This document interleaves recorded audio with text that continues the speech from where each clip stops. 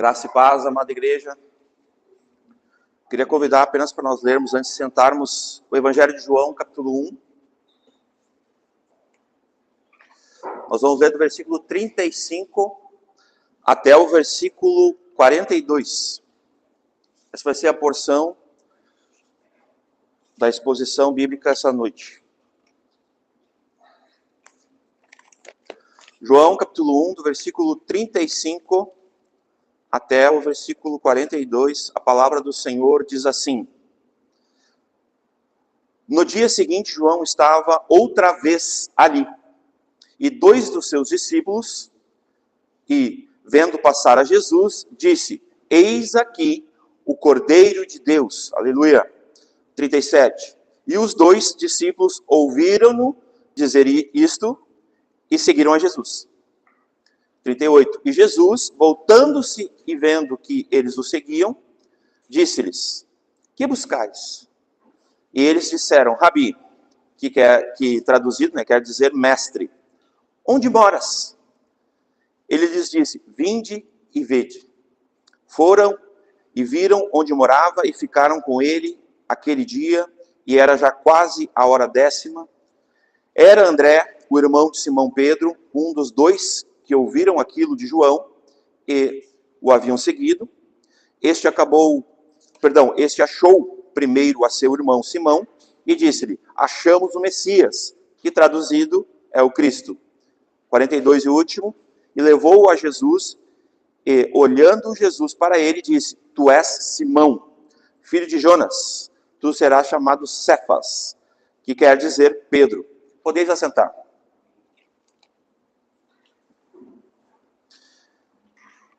Meus irmãos, aqui nós temos já de bate-pronto assim, um registro dos primeiros seguidores de Jesus. E isso é algo bem especial. Porque a gente pode já como assim uma introdução, dizer o seguinte: como é que age um seguidor de Jesus quando ele começa seguindo Jesus?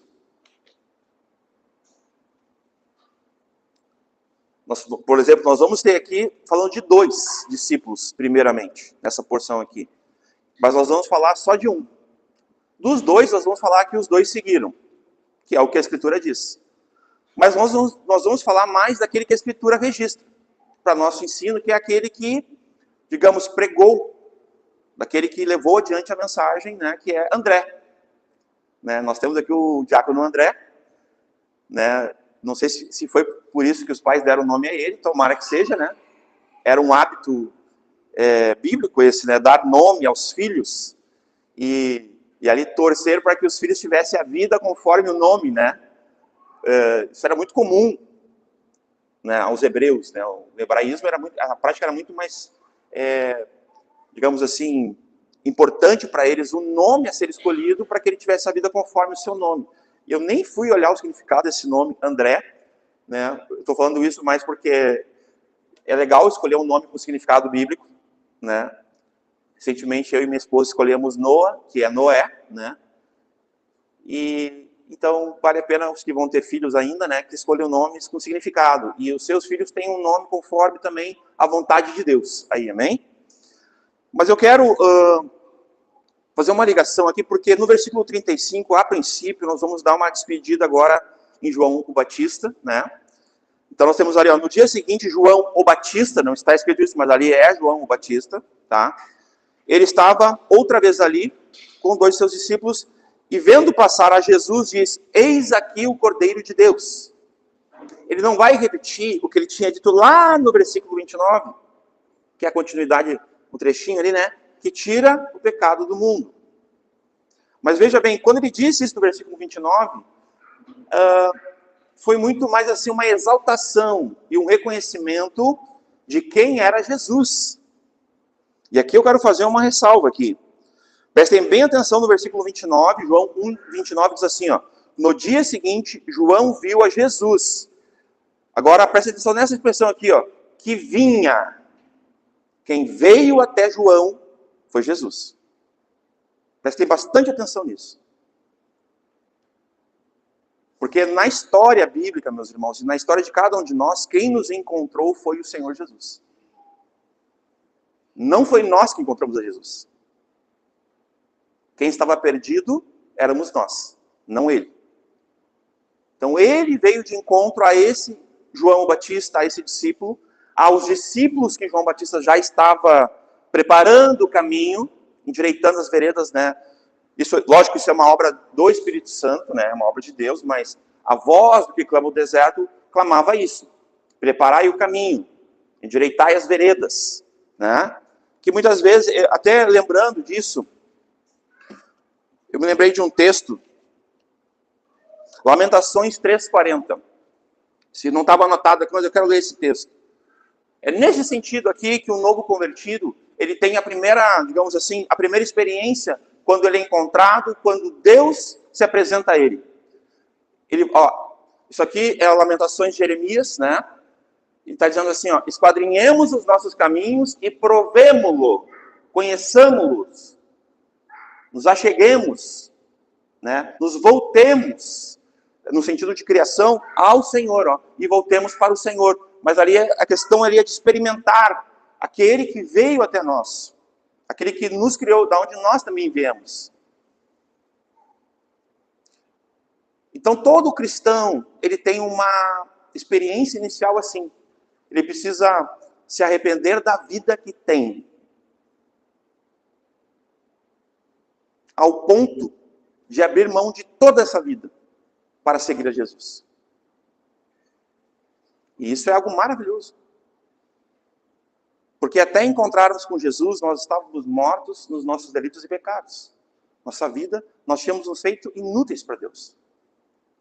Em nós não havia justiça de Deus, não havia salvação, justificação. Mas quando encontramos com Cristo, quando Ele nos encontra e nos salva,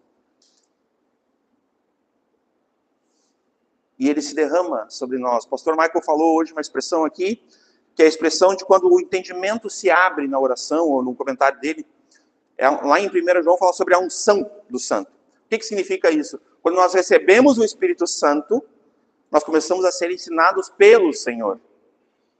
À medida que abrirmos as Escrituras, o Senhor fala conosco.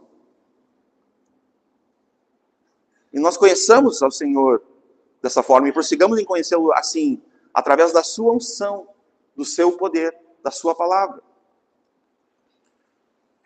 Eu não queria deixar passar batido um detalhe, meus irmãos. Eu estou ouvindo as ministrações. Eu queria falar rapidamente, eu vou só citar aqui para os irmãos. Quando nós falamos do Cordeiro de Deus, é importante a gente falar aqui, até para que os irmãos tenham isso em memória e até pesquisem. Eu vou apenas citar. Façam uma pesquisa, estudem a palavra, sobre a expiação, né, definitiva e permanente, sobre a substituição, que é essa expiação vicária, sobre o substituto, sobre a remissão de pecados, sobre o perdão dos pecados, né, sobre a propiciação. A palavra expiação ela é usada no Antigo Testamento. No Novo Testamento entra uma palavra chamada propiciação também. Ela vai ter uma definição parecida. Assim, tu pesquisando pelo menos na CF, tu não vê expiação, mas tu vê propiciação. Vou dar um exemplo aqui, Isaías 53:10, para vocês entenderem. Um correspondente, tá? Sobre o Cordeiro de Deus. É importante entender isso aqui. Todavia, ao Senhor agradou moê-lo, fazendo enfermar, quando a sua alma, né, se puser por expiação do pecado. Eu vou ler só até aqui, tá bom? Então, aqui nós temos o Cordeiro de Deus, como uma ovelha muda ao matador, morrendo no nosso lugar, pelos nossos pecados, fazendo uma expiação, ou substituto aqui. Agora, olhem comigo rapidamente, Romanos 3:25, ao qual Deus propôs para propiciação, pela fé no seu sangue. Então aqui, né, derramamento de sangue, porque Deus não inocenta o culpado. Então tem que haver um pagamento. Tem que aplacar a justa ira de Deus. E como é que era feito isso? Eu expliquei da outra vez, né? Um cordeiro ali para não houvesse vergonha para Adão e Eva, depois um cordeiro por uma vida com Isaac, depois um cordeiro por uma família, depois por duas, depois por uma nação e depois por toda a humanidade. Lembram que a gente falou isso no domingo passado? O Cordeiro Santo de Deus? O Cordeiro de Deus é nesse sentido. Então, olha que interessante, ó. Propiciação pela fé no seu sangue, para demonstrar a sua justiça pela remissão. Aqui é uma outra palavra, ó. Remissão. Essas palavras são importantes vocês entenderem. Sobre o Cordeiro de Deus. Remissão dos pecados dantes cometidos. Olhem com isso aqui, irmãos. E sobre a paciência de Deus, a misericórdia, a bondade. Porque se Deus realmente aplicasse a sua ira sobre a humanidade, teria um fim. Então Jesus levou sobre si os pecados de todos nós, ele carregou. É 1 João 2,2. Ó, aqui está falando sobre Jesus. E ele é a propiciação pelos pecados. E não somente pelos nossos, mas, vamos ler todo mundo junto, mas também pelos de todo o mundo. É uma expiação ilimitada, é uma propiciação ilimitada. Jesus morreu por todos. Todos no grego é todos. Né, Levi? Morreu por todos nós. Glória a Deus. Amém, igreja? Aleluia. Isso não te faz feliz? Alguém tomou o teu lugar. Alguém tomou o meu lugar, eu que sou um ninguém. Alguém que é Cristo Jesus, o Senhor, nosso Salvador. E 1 João 4,10, daí eu quero concluir essa parte, sobre o Cordeiro de Deus. Nisto está o amor, e não em que nós tenhamos amado a Deus, mas em que Ele nos amou a nós, e enviou seu Filho para a propiciação pelos nossos pecados. Meus irmãos, quem encontrou quem? Quem amou quem primeiro? Vocês estão entendendo? Olha, a gente pode ir contra o texto? Quem é que amou primeiro, meus irmãos? Deus nos amou primeiro. Deus nos encontrou primeiro. Quem estava perdido éramos nós, não era Ele. Por isso que lá em João 1,29 diz, vinha Jesus na direção deles.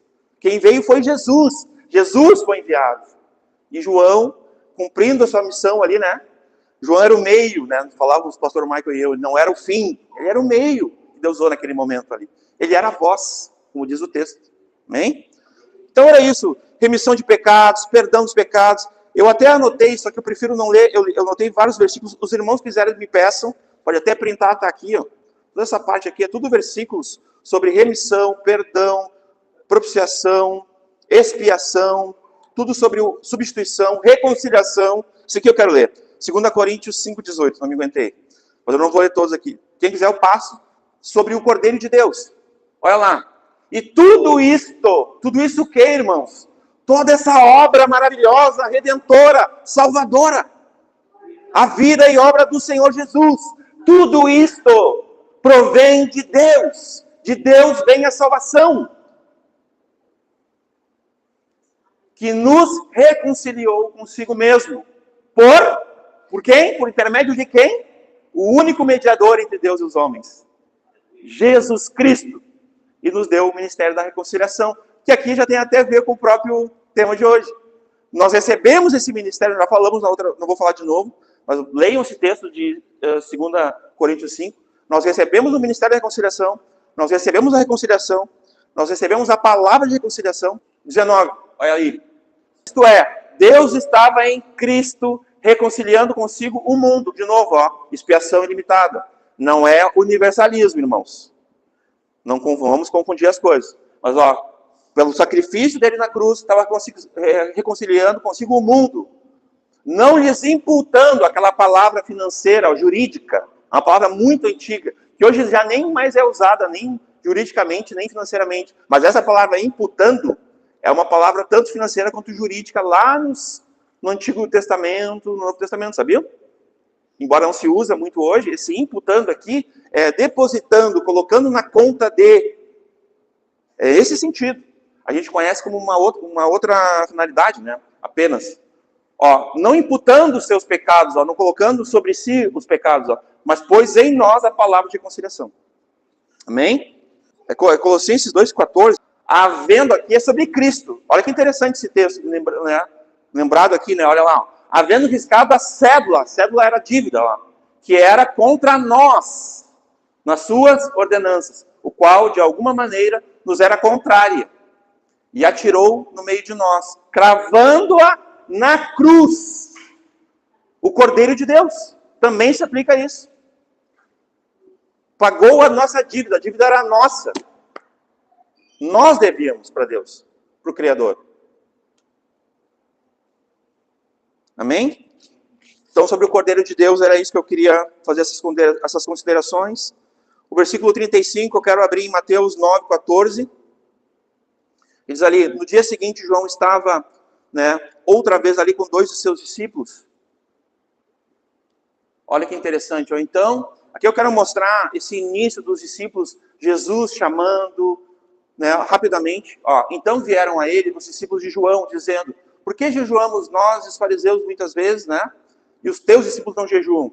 Eu quis mostrar aqui para vocês que João tinha discípulos. Por que a gente sabe disso? Porque a Escritura diz que ele tinha discípulos. Não é uma imaginação nossa. Elias também tinha discípulos. Nós vamos ver na Bíblia que tinham vários homens que eles faziam discípulos. O discipulado bíblico apontava para Cristo, para o Salvador, para a salvação em Cristo, para a fé em Cristo, tá? Mateus 4, quero ler rapidamente do 18 ao 22. Esses encontros primeiros com Jesus, amém? Vamos lá. E Jesus, andando junto ao mar da Galileia, viu a 2 irmãos, Simão, chamado Pedro, e André. Olha aí, do próprio texto de João. Seu irmão. Que lançavam a rede ao mar, porque eram pescadores. E disse-lhes, Jesus está falando com eles, vinde após mim, e eu vos farei o quê? Pescadores de homens. Aqui já está, meus irmãos, apontando para aquilo que é um dever e é um ministério de todo cristão. Todo cristão, sem exceção, ele é um pescador de homens. Todo. Não tem um cristão, eu sou cristão, mas eu não pesco homens. Eu sou cristão, mas eu não prego o evangelho. Não dou testemunho Não existe isso. Isso é bem complicado, às vezes, até. Porque algumas pessoas se convertem e não são ensinadas pela Escritura, aí elas acham que elas vão apenas viver a vida que elas tinham lá no mundo, no meio da igreja, e que me deixe viver em paz. Não é assim? Minha vida. Mas quando tu é regimentado pelo Senhor, a Bíblia diz, tu já não te envolve mais priorizando as coisas dessa vida. Assim é no reino de Deus. Todo aquele que foi arregimentado pelo Senhor, ele não prioriza mais as coisas dessa vida. Ele vai vivê-las.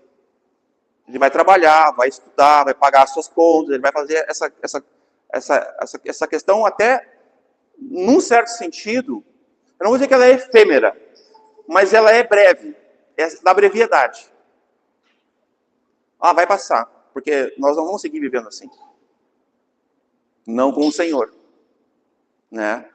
Isso que eu citei, que eu falei recém é um versículo, viu? Talvez, assim, os mais antigos vão lembrar aqui, Soldado regimentado não se envolve, não perde tempo com questões dessa vida. Ou seja, ele não prioriza mais coisas dessa vida aqui. Ele prioriza buscar em primeiro lugar o reino de Deus e sua justiça, e todas estas coisas que no contexto ele está falando, serão acrescentadas. É assim que vive um discípulo de Cristo, e não ao contrário. Então, eles deixando logo as redes, o seguiram, Vamos lá, Lucas 5, obrigado. E aconteceu que, apertando a multidão para ouvir a palavra de Deus, estava ele junto ao lago de Genezaré, e viu estar 2 junto à praia do lago. E os pescadores, e havendo descido deles, estavam lavando as redes, depois da pesca, E entrando num dos barcos, que era o de Simão, pediu-lhe, que o afastasse um pouco da terra. E assentando-se, ensinava do barco a multidão. E quando acabou de falar, disse a Simão, faze-te ao alto mar, e lançai as vossas redes para pescar. E respondendo Simão, disse-lhe, mestre, havendo trabalhado toda a noite, nada apanhamos, mas sobre a tua palavra lançarei a rede. E fazendo assim, colheram uma grande quantidade de peixes, e rompiam-se-lhes a rede. 7. E fizeram sinal aos companheiros que estavam no outro barco, para que fossem ajudar. E foram e encheram ambos os barcos de maneira tal que quase iam a pique. E vendo isso, Simão Pedro prostrou-se aos pés de Jesus, dizendo: Senhor, ausenta-te de mim, que sou um homem pecador. Pois que o espanto se apoderara dele e de todos os que com ele estavam, por causa da pesca de peixe que haviam feito. E de igual modo também Tiago e João, filhos de Zebedeu, que eram companheiros de Simão, e disse Jesus a Simão: não temas, de agora em diante serás pescador de homens. E levando os barcos para a terra, deixaram tudo e o seguiram. Glória a Deus. Muito interessante. Agora também a gente vai ler aqui Atos 9, do 4 ao 8. A gente não pode esquecer de Paulo. Talvez a gente não vai conseguir mostrar todos aqui. Eu acho que não vai dar, mas vamos lá. E caindo em terra, ouviu uma voz que dizia: Saulo, Saulo, por que me persegues? E ele disse: quem é, Senhor? E disse o Senhor: eu sou Jesus, a quem tu persegues. Dura para ti recalcitrar contra os aguilhões. E ele, tremendo e atônito, disse: Senhor, que queres que eu faça? E disse-lhe o Senhor: levanta-te e entra na cidade, e lá será dito o que te convém fazer. Né? E os homens que iam com ele pararam espantados, ouvindo a voz, mas não vendo a ninguém. E Saulo levantou-se da terra e, abrindo os olhos, não via ninguém, e guiando-o pela mão, o conduziram a Damasco. Aqui eu quis mostrar para vocês o encontro de Saulo, né, de Paulo. É apenas uma mudança ali de idioma, né? Então, esses primeiros encontros que a gente vê com o Senhor, eles vão denotar algumas coisas, irmãos. A gente percebe aqui, ó, no versículo João 1,36, voltando agora para o texto aqui. João Batista, ele está vendo Jesus passar. Né? Eu até falei no final do domingo passado, a gente jamais, meus irmãos, a gente deve parar de anunciar, de proclamar o Evangelho de Cristo, de evangelizar. A gente deve sempre, sempre anunciar e pregar, em tempo e fora de tempo, né? Oportuno ou não, como diz a palavra, né? Pregues a palavra. Ele já tinha visto Jesus, ele já tinha batizado Jesus, já tinha cumprido uma parte ali da sua missão, da profecia, né? Os discípulos estavam com ele, já tinham ouvido, mas naquele momento a Bíblia não diz que alguém saiu seguindo a Jesus, no versículo 29. Mas ela diz no 37, para vocês verem. Mas vamos fazer o seguinte, vamos pensar que não tivesse acontecido essa parte aqui. Vamos tirar o 35 e o 36 e puxar o 37 para 35. Se fosse possível. Vocês estão entendendo? Ele já tinha falado: eis o Cordeiro de Deus que tira o pecado do mundo. Quando Jesus veio até ele. Ele tinha ali testificado de quem era Jesus para todos que estavam ali. Os discípulos, aqueles que estavam sendo batizados. Mas aqui, ó, reparem, meus irmãos, no versículo 35, olha só, no dia seguinte, né, João o Batista estava outra vez ali. Estava obrando, estava ali batizando de novo, pregando arrependimento, evangelho. Então ele continuou, ele não desistiu, ele persistiu. E ele vai dizer: eis o Cordeiro de Deus. Ó, e 37, e 2 dos seus discípulos ouviram-no. Vocês entenderam? E se ele não tivesse falado? Porque ele já tinha dito lá no 29, no dia anterior. Vocês estão entendendo agora? Então Deus sabe, o Espírito Santo, meus irmãos, ele sabe que nós devemos falar a todo momento. Com certeza o Espírito Santo conduziu João Batista ao ver Jesus, passando de passagem, né? Ele apenas testificou novamente. Eu fiquei imaginando a cena: eis o Cordeiro de Deus. Mas ele não disse: tira o pecado do mundo. Mas naquela fala dele, com certeza o Espírito Santo conduziu ele. 2 dos seus discípulos ouviram-no. Ouviram ele. 37, João 1,37. Ouviram ele dizer isto e seguiram a Jesus. E esse era o objetivo, meus irmãos, da vida de João Batista. Já foi dito por nós aqui nesse púlpito. Esse é o objetivo de todo pregador do Evangelho. Nós temos que pregar o Evangelho e sair de cena, saber que o Senhor precisa ser visto, ser reconhecido, ser seguido, e não nós. Se nós fazemos discípulos para nós mesmos, seguidores para nós mesmos, nós somos uma seita, e nós não somos a igreja de Cristo. Isso quem faz é seita. São sectários, são esses gurus aí. Nós temos que ter essa prontidão de falarmos do Senhor em todo o tempo, meus irmãos. Porque alguém vai ouvir. E alguém vai seguir. Porque alguém decidiu falar. Como crerão se não há quem pregue? Como ouvirão se não há quem envie? Olha o que a Escritura está dizendo para nós, meus irmãos. Vai dizer lá, criei, portanto falei.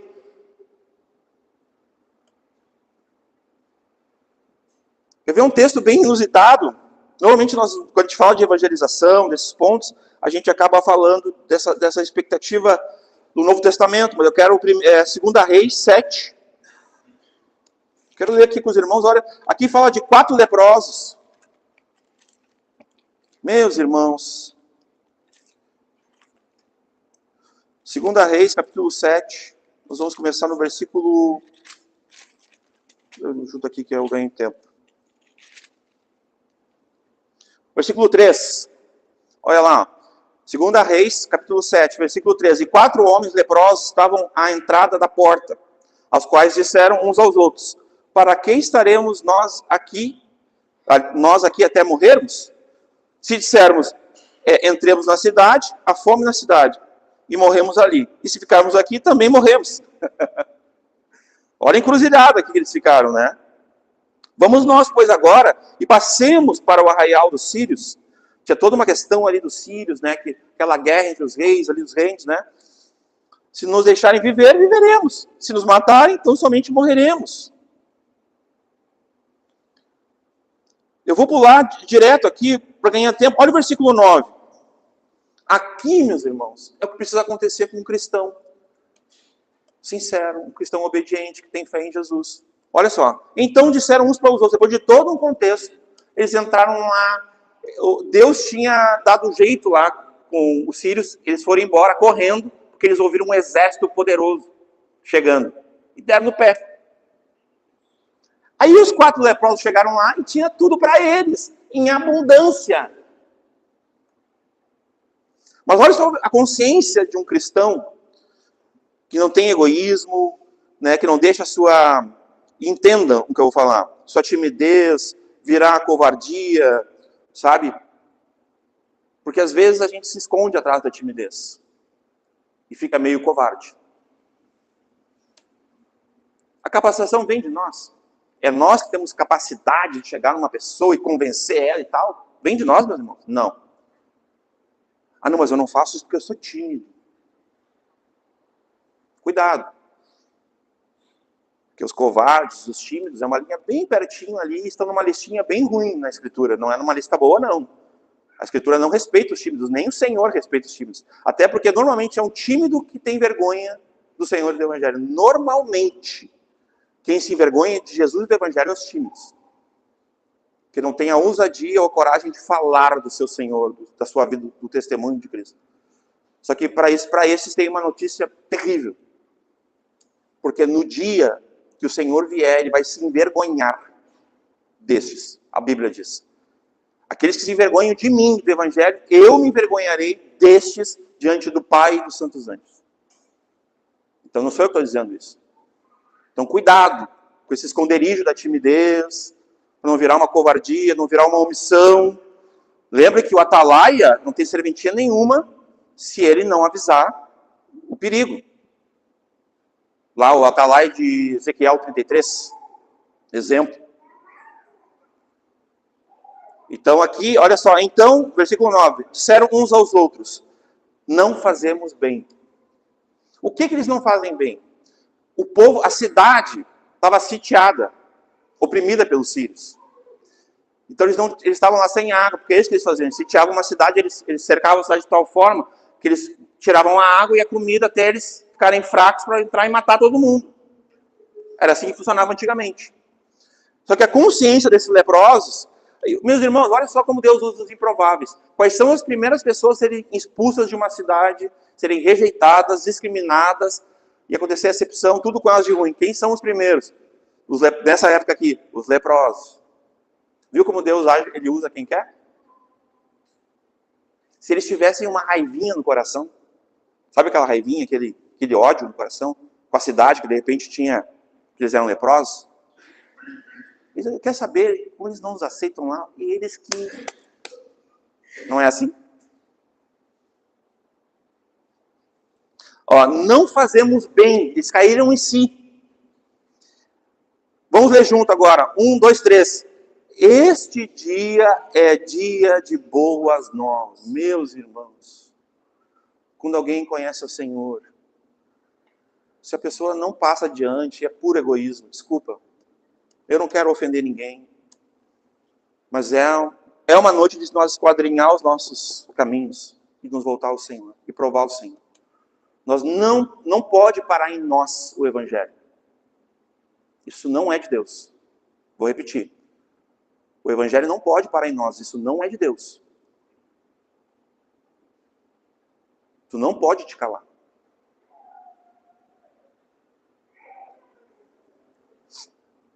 Este é o dia de boas novas. Vamos lá junto. E nos calamos. Se esperamos até a luz da manhã, algum mal nos sobrevirá. Por isso, agora vamos. E anunciaremos, né, a casa do rei. E depois disso vai a toda a cidade. E eles salvam toda uma cidade que não tinha água, que não tinha comida, que estava lá debaixo de temor, meus irmãos. Qual é a diferença para as pessoas que estão indo rumo a passos largos para o inferno? Vamos voltar para João. Agora nós estamos no versículo 37. A importância, alguém falou, alguém ouviu e alguém seguiu. Amém? Estão comigo? 38. E Jesus, né, voltando-se e vendo que eles o seguiam, eu fico imaginando o Senhor nessa hora, assim. Eu acho que ele estava assim, se rindo de alegria, ele tá, né, eu vejo o Senhor dessa forma, assim, muito diferente de mim. Maravilhoso, assim, né, não tem como... Mas ele voltando para eles assim, e dizendo, né, que buscais, né, tipo assim, né, o que vocês querem? E é uma pergunta que ecoa, meus irmãos. Essa pergunta pode ser feita hoje.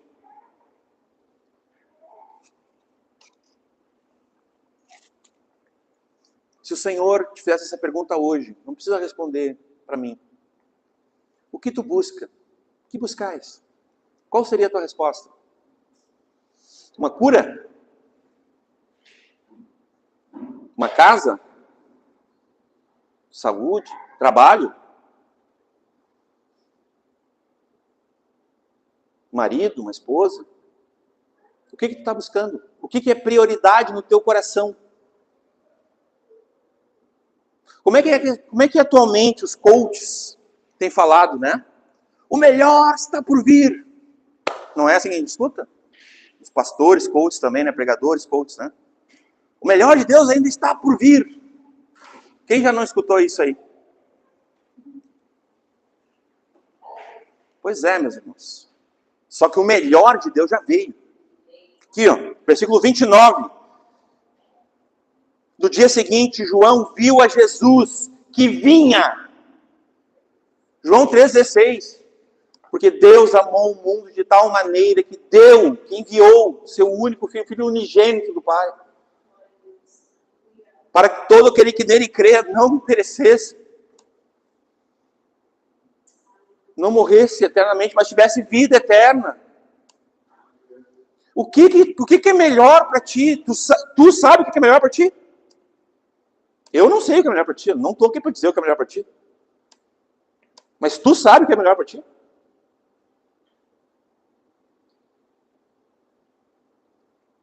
Alguém está perguntando aqui para nós. O que buscais? O que está buscando? Sucesso? Nesse mundo profissional? Dinheiro? Fama? Esse André aqui, ele pregou para Simão Pedro, para Pedro. Famoso Pedro, o discípulo mais casca grossa. Esse aqui era talvez o mais famoso de todos, na minha opinião. Disparado. Paulo fica ali pertinho. Esse André que podia chegar assim, né? Em algum momento lá, quando ele viu o Senhor falando coisas com Pedro, mas quem pregou para Pedro fui eu. Com ciúmes, né? Mas eu fui o primeiro a seguir, eu fui o primeiro a ouvir, fui eu que preguei para Pedro, olhe para mim aqui, me reconheçam. Esse André podia ter feito isso. Não é verdade? Mas ele seguiu talvez o exemplo de João Batista, né? Porque ele era discípulo de João Batista. Mas depois ele preferiu ser discípulo de Jesus. Porque o melhor de Deus já veio e ele entendeu isso. O Cordeiro de Deus, suficiente. Nada mais importa, meus irmãos. Nada mais importa diante de Jesus. Eu não sei onde está o teu coração, nem sei porque eu entrei nessa... Mas eu sei que o Espírito Santo está aqui.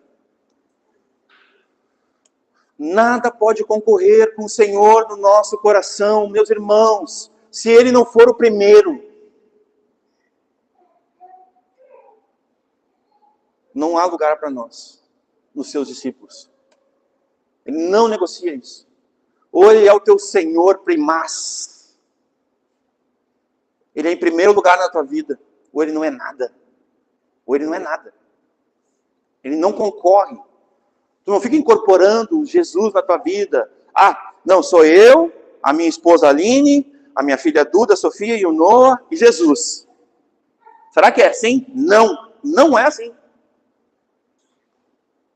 Que eu estou falando aqui de púlpito porque primeiro a minha esposa sabe disso. Ela sabe que eu amo muito ela, que eu daria a minha vida por ela, como diz Efésios 5, mas ela sabe que eu amo mais o Senhor. Ela sabe disso. Inclusive eu disse para ela, ama mais o Senhor, porque ninguém te ama como o Senhor. Eu não te amo como o Senhor. Teus pais não te amam como o Senhor. O Senhor deu a vida por ti. E Ele é digno de toda a prioridade, de todo o amor, antes dos pais, antes da esposa, antes dos filhos. Por isso que em Mateus 10 está escrito, aquele que ama seu pai, sua mãe, sua esposa, seus filhos, mais do que a mim, não é digno de mim. Assinado, Senhor Jesus, o Cristo Salvador. Que buscais? O que tu tem buscado? O que te falta? Um carro novo, uma casa nova, novos negócios, novas aquisições. E olha só o que eles responderam, os dois, né? E eles responderam no 38, metade, Rabi. Aqui aparece um novo título, né? Mestre. Então aqueles já estão mostrando o que eles queriam. Eles queriam um mestre. Eles queriam alguém para ensinar eles. Onde moras?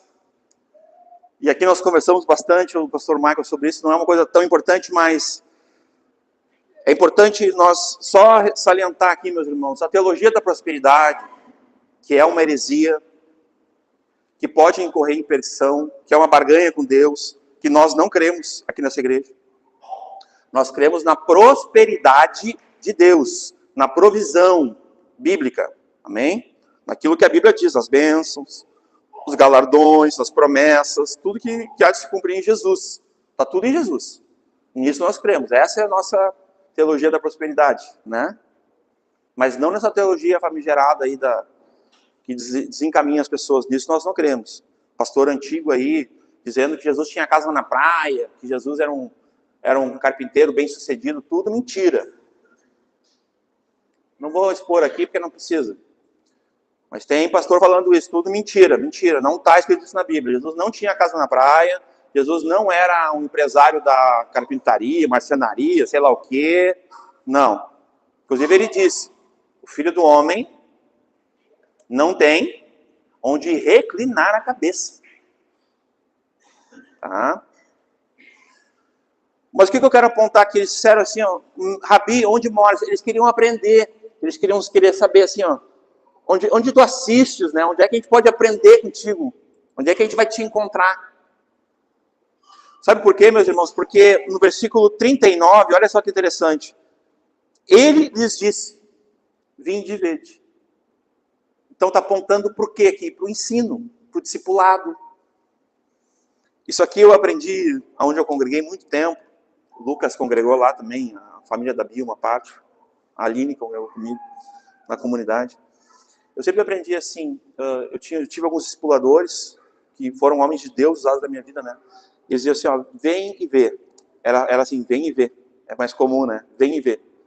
Vem e vê como é que eu trato minha esposa, meus filhos, começou com os vizinhos, começou com a família, começou com os amigos. Vem e vê. Então, isso é copiando Jesus. Essa é uma forma de evangelismo, meus irmãos. E às vezes até aqui sobre aqui, né, a gente já falou de púlpito aqui, às vezes o irmão ainda está aprendendo a evangelizar, o que ele faz? Convida para cá. Que aqui os mais velhos vão, entendeu? Ainda não consegue desenvolver, traz para nós. E usa isso aqui, ó, vem e vê. Vem e vê que tu vai ver a vida de Jesus. Vai ver o Espírito Santo agindo, a palavra de Deus sendo pregada. Vem e vê. É nesse sentido, né?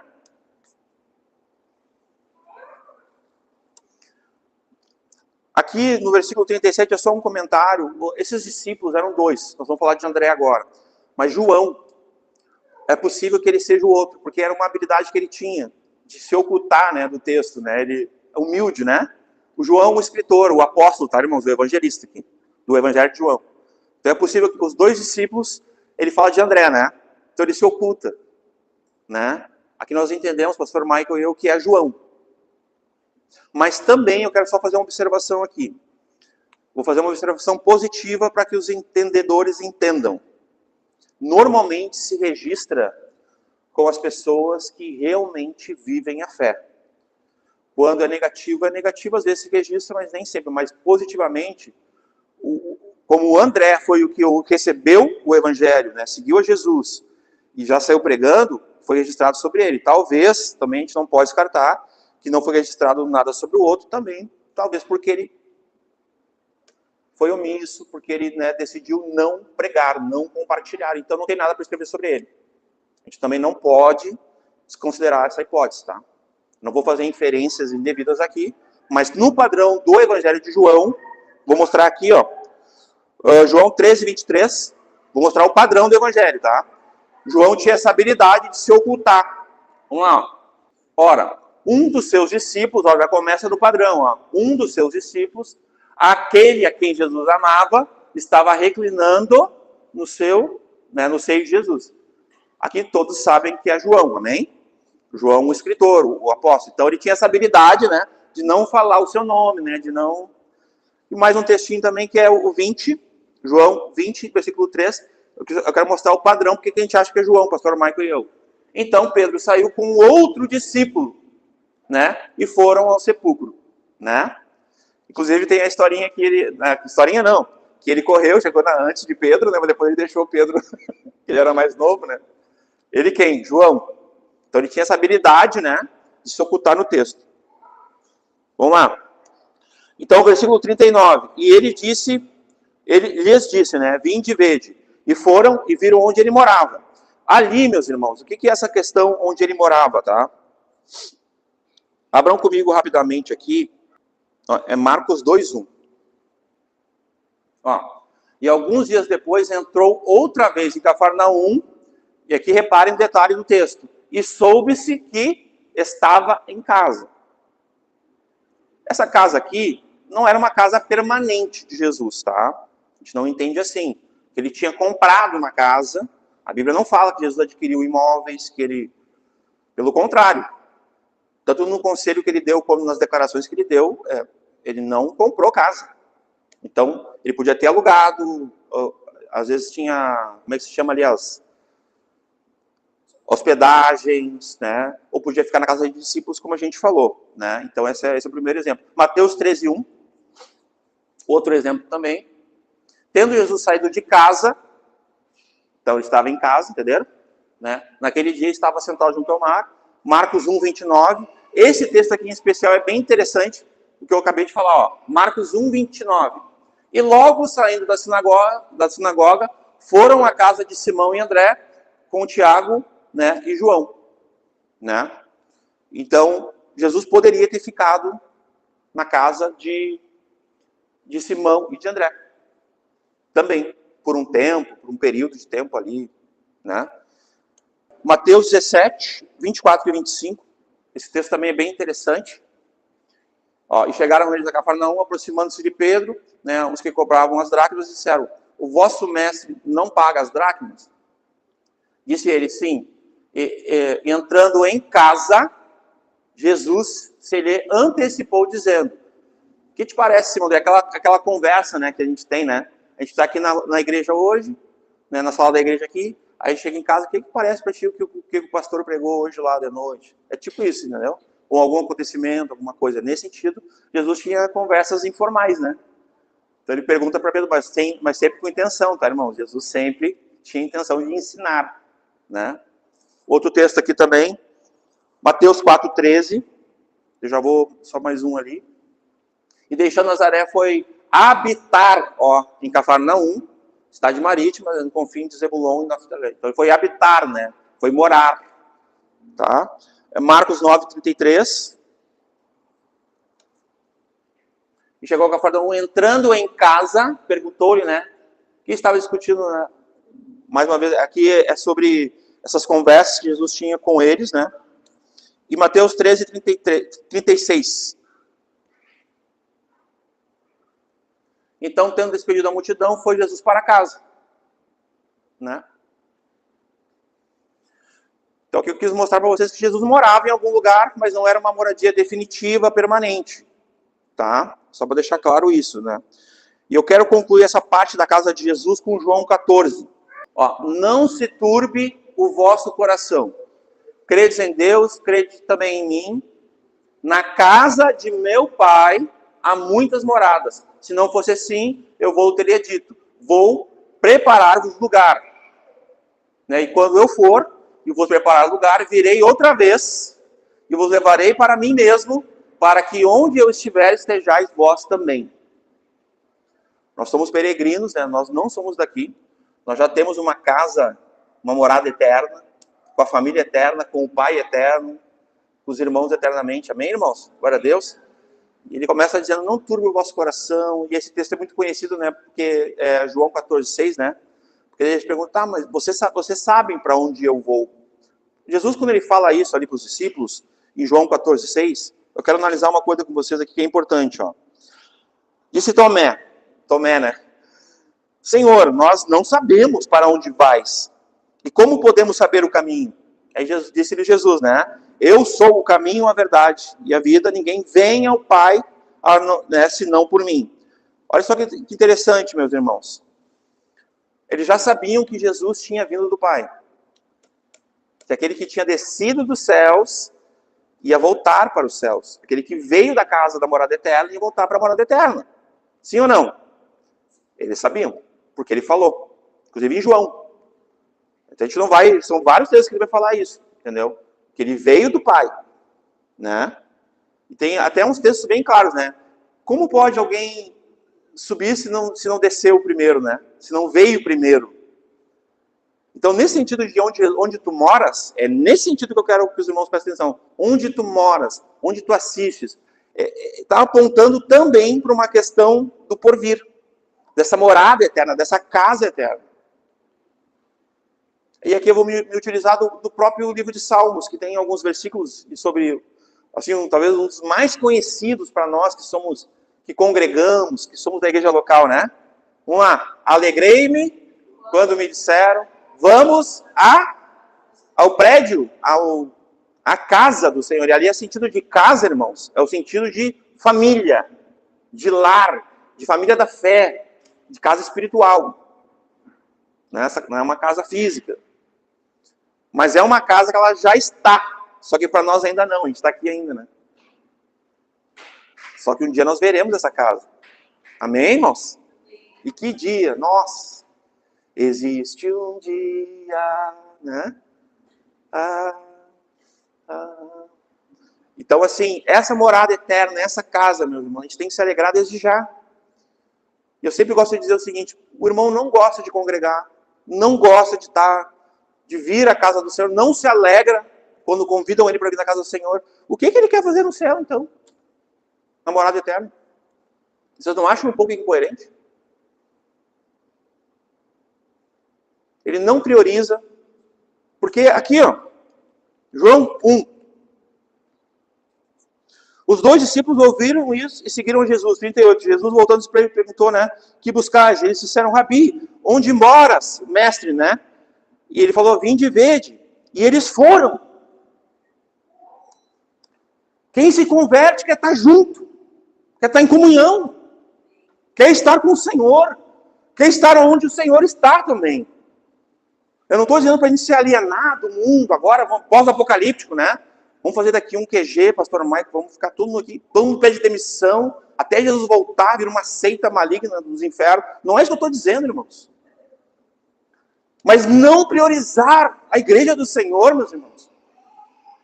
Priorizar, desculpe falar, priorizar, sim, outros compromissos, entre aspas, em detrimento dos compromissos do Senhor, não é algo que está linkado à palavra de Deus. Porque senão não estaria escrito buscai, poderia mudar então, buscai quando conveniente o reino de Deus. Mas como é que está escrito esse texto? Mateus 6,33, vamos ler como é que está escrito. Buscar em 8º lugar. Mas buscar em 8º lugar o reino de Deus. Porque na lista de 10 de prioridade, buscar o reino de Deus está em 8º. Primeiro é o meu trabalho, depois é a minha família, depois é o meu lazer. Quem te falou isso? É muito estranho essas preferências que as pessoas têm. Porque o texto é claro, buscar em primeiro, prioriza o que é de Deus. Não está te dando uma opção, desculpa. Não é opção. Aqui é o que nós chamamos de literalidade do texto. Quando tu começa a estudar, tu tem que aprender algumas coisas. E tem questões que são literais. Isso aqui é literal. Isso aqui é uma delas. Nada pode concorrer com isso aqui. E sim, às vezes eu vou ficar doente, vai ter uma força, como a gente fala, virtude de força maior. Às vezes eu não vou ter dinheiro. Eu não tenho vergonha, irmãos. Já aconteceu de eu não poder estar num culto ao Senhor porque eu não tinha dinheiro. Não tenho vergonha. Fiquei impossibilitado. Agora, se eu tivesse dinheiro, não, mas hoje não, hoje eu tenho, não, hoje eu vou fazer tal coisa, porque eu também mereço, também sou filho de Deus, não é? Essas falas bem mundana, É bem mundaninha, Também sou filho de Deus, também mereço, não. Eu trabalho, Deus não mandou, mas ele trabalha lá 12 horas por dia. Deus não mandou, mas ele trabalha 12 horas por dia e acha que isso é dignidade. Mestre, onde tu moras? Eu 39, e eles, e disse, vinde e vede, e foram, e viram onde morava, e ficaram. Eles não queriam só ver assim, tu mora aqui? Tá. Não, tá ali, ali, cachorro e tal. Beleza. Agora a gente sabe onde tu mora. Legal, foram embora. Olha o que diz o texto, vamos lá. E ficaram com ele aquele dia, já era quase a hora 10ª, que é 4 horas da tarde, 2 horas antes de escurecer. É 10 mais 6, por isso que é 16. É conforme o horário lá, tá? Eles ficaram com ele aquele dia. Isso mostra, eles já recém tinham conhecido o Senhor, eles queriam saber mais, eles queriam aprender. Eles reconheceram que ele era o Messias, que ele era o Cordeiro de Deus, que ele era o Salvador, que ele era Jesus. Até aqui. O 40, agora sim. E era André, o irmão de Simão Pedro, um dos 2 que ouviram aquilo de João. De João o Batista, E o haviam seguido. E esse, 41, achou primeiro. Esse foi ao encontro primeiro. Foi na direção primeiro. A seu irmão Simão.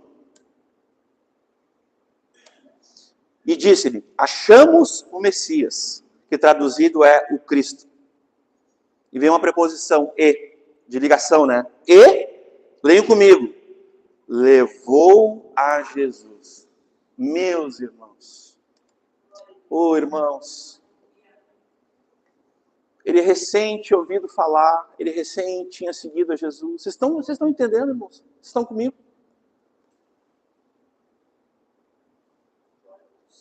O levou a Jesus.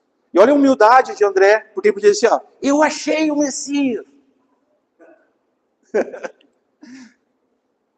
Nós achamos.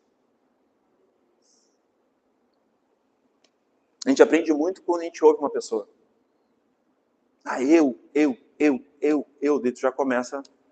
E não é PNL aí, não é neolinguística, esquece isso aí, não é sobre isso não. A boca fala também do que o coração está cheio. Simples assim. Nada de psicologia, não precisa nem disso, precisa da palavra. Cara, tu já sabe que o cara só pensa nele, às vezes precisa até tomar um choquezinho, né? Para deixar de ser egoísta. O que é que ele demonstra? Nós achamos. E levou quem? Levou o seu irmão. É interessante, meus irmãos. Eu quero só mostrar rapidamente quem é esse André aqui. Vamos abrir primeiro aqui, ó. João 12, do 20 ao 22. Eu quero mostrar para vocês um pouquinho sobre o André. Ó, é que antes desse aí, eu quero só ler aquele do João 6, do 8 ao 9. Eu vou ler aquele ali. E um dos seus discípulos, André, irmão de Simão, Pedro, disse-lhe: está aqui um rapaz que tem 5 pães de cevadas e 2 peixinhos, mas que é isto? Mas o que é isto para tantos, né? Pode parar aí, tá? Eu quero mostrar para vocês que ele tinha uma multidão, né? E André, ele estava preocupado, mas ele também estava sóbrio, ele sabia quem, o que e como naquela multidão toda. Ele sabia que tinha um menino que tinha alimento, estava disposto a dividir. Interessante isso. Então ele era um discípulo de Jesus que tinha uma graça, vamos pensar assim, um olhar mais voltado às pessoas, ao trato com gente, à relação. Porque uma informação dessas aqui, meus irmãos, em meio à multidão, é muito valiosa. Então, só para vocês entenderem, ele se preocupava com o estado das pessoas. E com que as pessoas eram, o que tinham, né? Quero fazer aqui uma menção. Marcos 13, 3. E assentando-se ele no Monte das Oliveiras, de frente ao templo, Pedro e Tiago e João e André, aqui está ele, eu estou olhando versículos que falam do André, tá, gente? Só para situar os irmãos. Lhe perguntaram em particular. Então, eu queria mostrar, olha só com quem ele estava com a Nato, ele estava com os 3 que eram os mais relevantes, irmãos, eram os mais importantes da igreja do Senhor, os líderes, né? Pedro, Tiago e João, tá? Até a chegada de Paulo, né? Depois que Paulo chega, a coisa fica um pouquinho, né? Mas André, se a gente fizesse uma provinha agora, quem são os 12 discípulos de Jesus aí? Né? Quem pode ir? O Michael não vai. Porque tem discípulos de Jesus ali, irmãos, que não tem praticamente nada escrito, a não ser o nome dele ali nas listas. Isso é uma questão da história bíblica. Não vou entrar aqui no... Vai ter umas minúcias ali, tudo, mas eu quero mostrar desse André. Agora eu quero mostrar uma coisa interessante. Qual era a percepção que eles tinham uns dos outros. Quer ver uma coisa? Agora sim, João 12, 20. Olha só esse detalhe. Ora, havia alguns gregos, e entre, né, os que tinham subido a adorar no dia da festa, e esses depois dirigiram-se a Filipe. Então, o texto está dizendo que os gregos foram falar com quem? O discípulo ali, Filipe. Tá? Que era de Betsaida da Galileia, e rogaram-lhe, dizendo: Senhor, queríamos ver Jesus, ok? Olha o que vai acontecer agora. Filipe foi dizê-lo a André. O que remete a essa parte?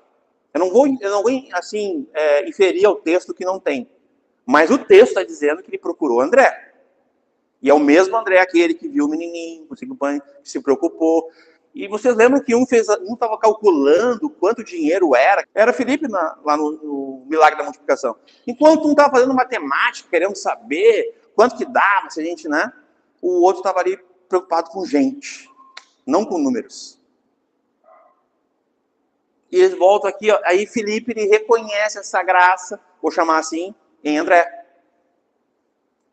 Ó, Filipe foi até André, e então André e Filipe disseram a Jesus, ó. Eu imagino André aqui, não, vem comigo, né? Porque André era humilde.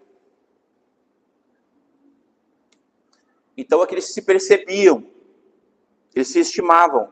Porque aqui nós podemos ver que talvez, fica claro para mim, Filipe sabia assim, não, já que eles estão precisando de ajuda e tal, né, e até chegar até o Senhor, eu vou falar com o André, porque ele já reconhecia no André essa graça, entenderam?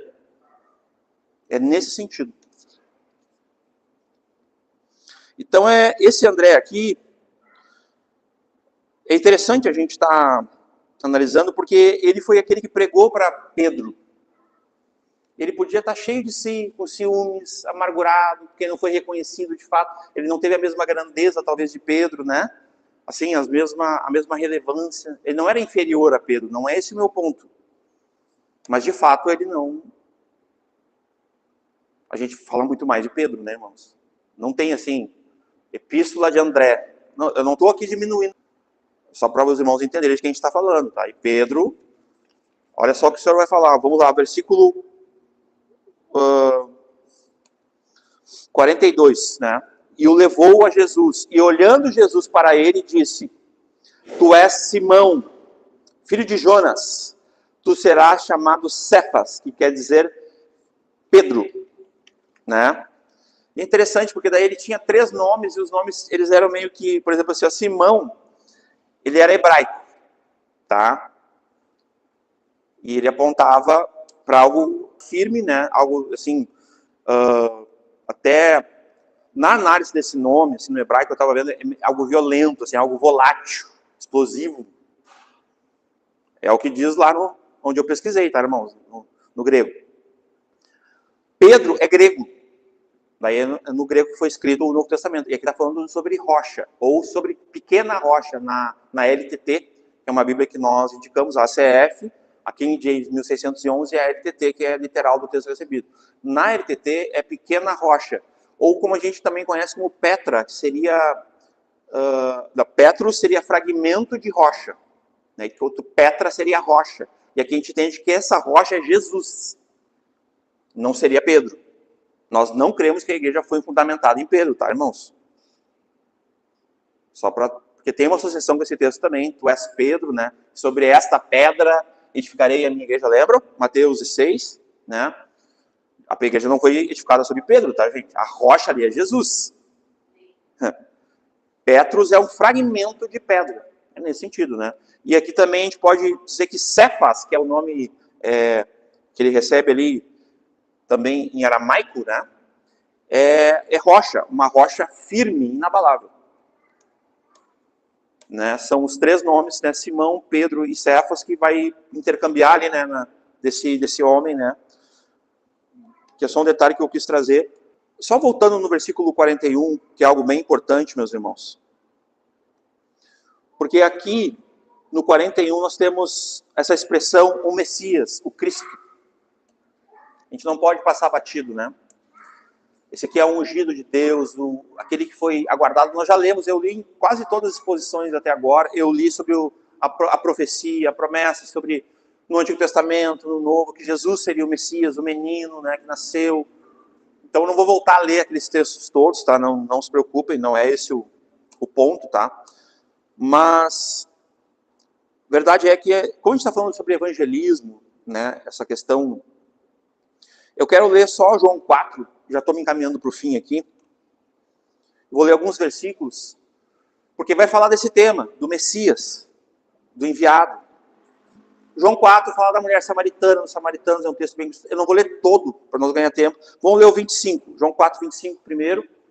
A mulher disse, aqui é a mulher samaritana, tá, gente? Ela estava lá num horário indiscreto, porque ela tinha vergonha da sua vida, né? Uma vida dissoluta, adúltera. Então ela estava sozinha lá no tanque, né, para pegar a sua água, no tanque de Jacó, ela até fala, né, qual era o tanque, né, ali, né. A mulher disse, eu sei que o Messias, ela está conjecturando com ele, ela teve meio que uma conversa teológica, né, vocês dizem que é ali, então, ela discutiu teologia com Jesus, para te ver que ela não era uma ignorante, né.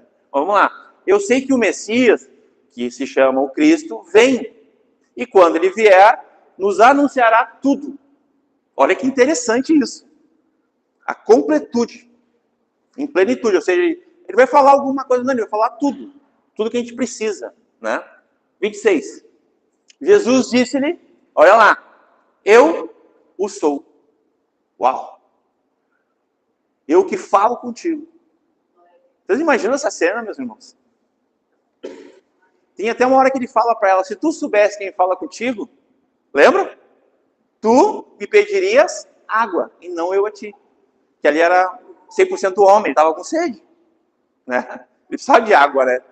Olha esse detalhe, o versículo agora 28. Olha só. Deixou, pois, a mulher o seu cântaro, depois do que, irmãos? Depois da resposta. Ali o entremeio é a resposta que ele deu. E ela abriu-se o entendimento. Amém? Naquele momento ela foi salva. Ela teve fé. Então ela deixou, pois, a mulher o seu cântaro, que era muito importante, tá, irmãos? Obrigado, pastor. E foi à cidade, e disse àqueles homens, versículo 29, vinde, vinde e vede, amém? Olha o padrão aqui, vinde e vede, né? Vinde e vede, um homem que me disse tudo quanto tenho feito, onisciência, uau, um atributo divino de Deus, onisciência, Jesus sabia tudo sobre aquela mulher, porque ele era Deus. Porventura não é esse o Cristo, o Messias? Mas aqui é mais uma afirmação, viu, irmãos, do que uma dúvida, tá? O próprio texto não é uma questão, é um imperativo aqui, tá? Não é ele o Messias, tipo assim, entendeu? A interrogação está ali para nos ajudar apenas na reflexão, né? 41 e 42, daí eu já... Vamos lá, 41. E muitos mais creram nele por causa da sua palavra. Aqui é falando de Jesus, né? E diziam à mulher, já não é pelo teu dito, né? Pelo que tu falou que nós cremos, mas porque nós mesmos o temos ouvido e sabemos que esse é verdadeiramente quem? O Messias, o Cristo. E quem ele é? O Salvador do mundo. Amém, meus irmãos?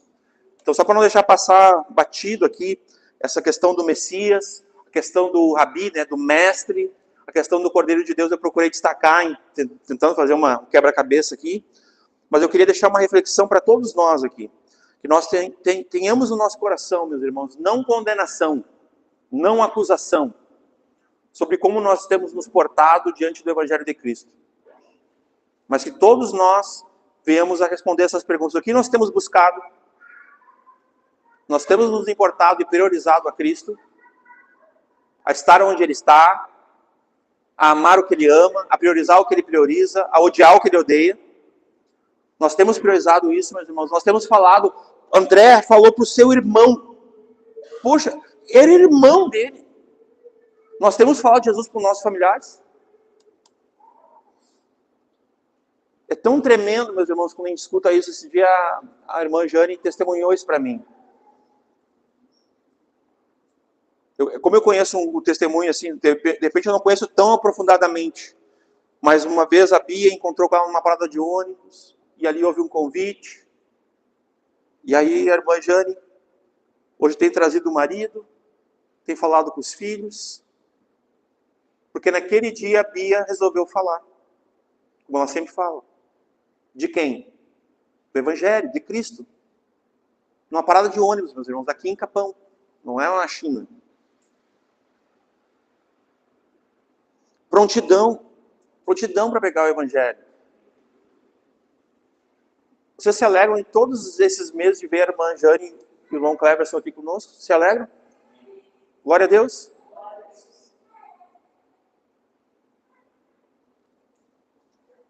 Isso é o poder do Evangelho. O Evangelho de Cristo é o poder de Deus para a salvação de quem crê. Mas como crerão se não há quem pregue? Como ouvirão se não há envio? Que haja prontidão no nosso coração, meus irmãos, que a gente não seja egoísta. Ele pregou para o irmão dele. Será que eu tenho pregado? Eu tenho buscado ao Senhor, aprender aos pés do Senhor como meu mestre? Ele é meu mestre? Ou eu tenho buscado mestres na psicologia, na filosofia, no mundo secular, em livros seculares.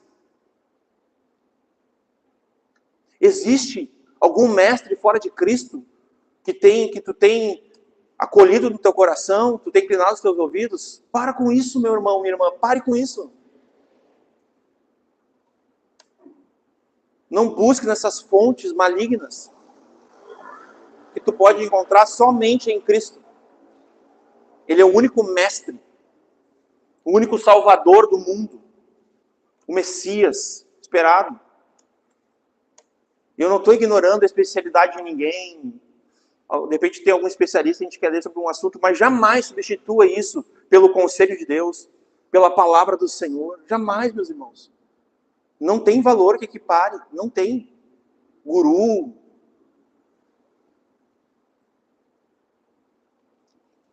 Ele pregou para o irmão.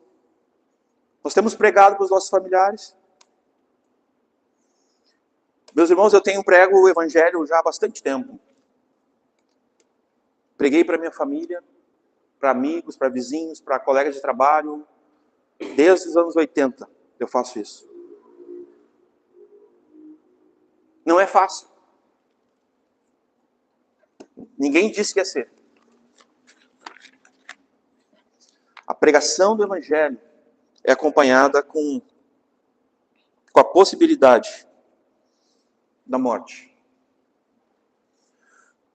E é um tipo de morte, meus irmãos, que ela acontece não só fisicamente, como alguns imaginam como mártir. Eu já ouvi de uma pessoa assim, ó: tu morreu para mim.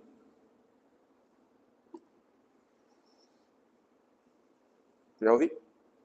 Porque eu preguei o evangelho. Já ouvi, eu te odeio.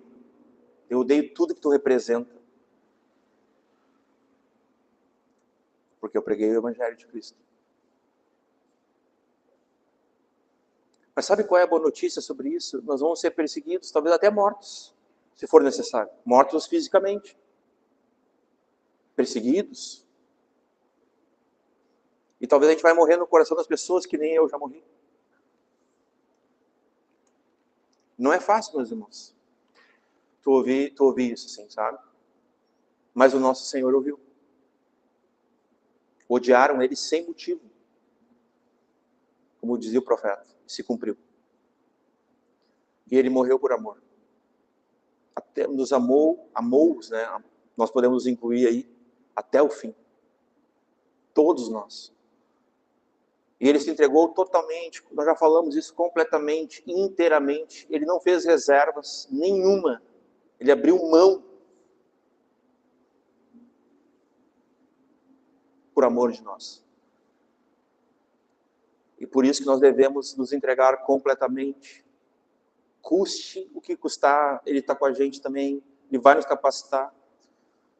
Lá em Apocalipse tem uma expressão tão tremenda: e eles, pois, venceram pelo sangue do Cordeiro, pelo testemunho da palavra que deram, porque eles foram mortos, aqueles ali. Foram martirizados por amor de Cristo. Mas eu não sei vocês, eu quero ser encontrado fiel, que o Espírito Santo me capacite cada vez mais a ser fiel à palavra, ao Evangelho de Cristo, custe o que custar, se isso vai custar a minha vida, o ódio das pessoas, se eu tiver que morrer no coração das pessoas e ouvir essas coisas, que eu estou morto para elas, no diálogo como eu já ouvi, eu não me importo, meus irmãos, porque vale a pena pagar esse preço, vale a pena morrer por amor de Cristo Evangelho, vale a pena negar a si mesmo, a tal ponto de desaparecer, de humildemente, sabe, ficar em segundo plano, para que o Senhor seja reconhecido. Vale a pena tomar a cruz, morrer por amor de Cristo Evangelho. Renunciar a tudo. Vale a pena, meus irmãos, não fique com medo, não se apegue. Tem alguma coisa que a gente não possa perder nessa vida? Por amor de Cristo? Que o Senhor sonde os nossos corações essa noite. Amém.